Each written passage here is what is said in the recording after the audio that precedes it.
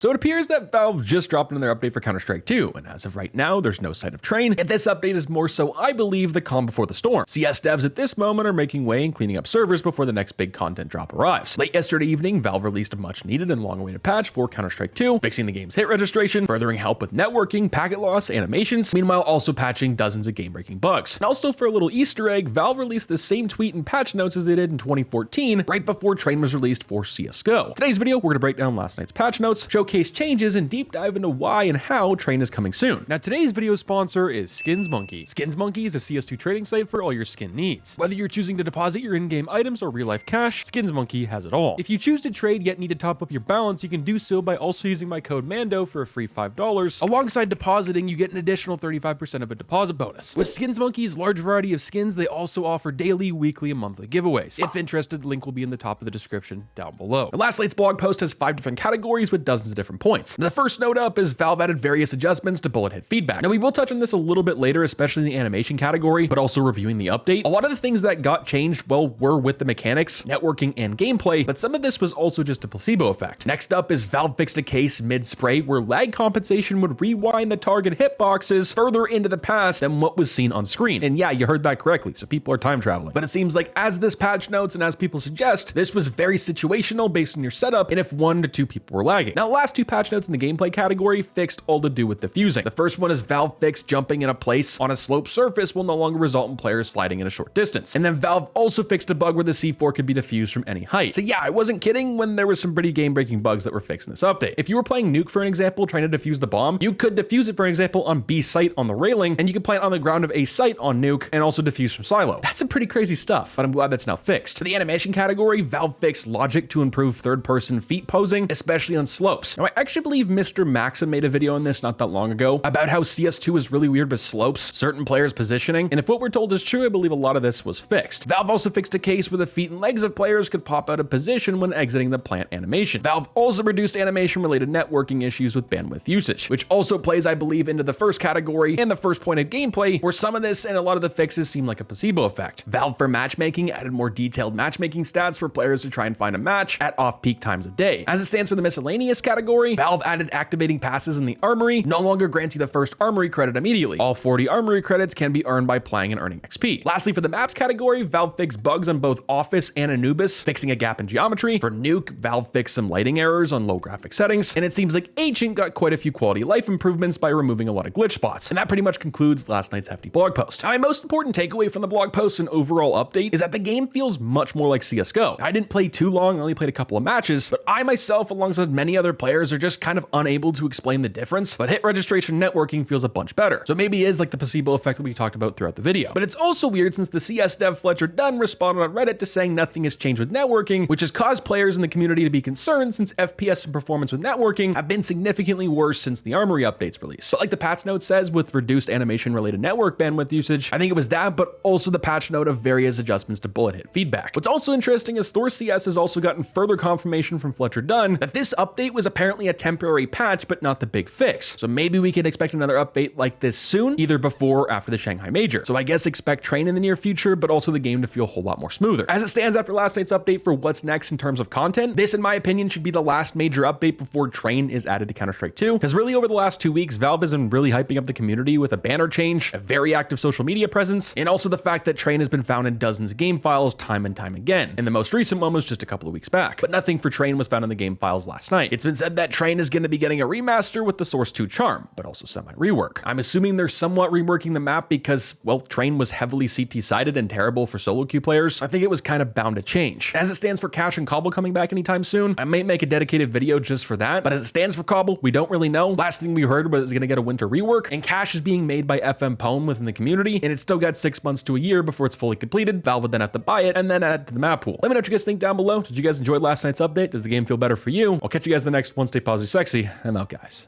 Peace.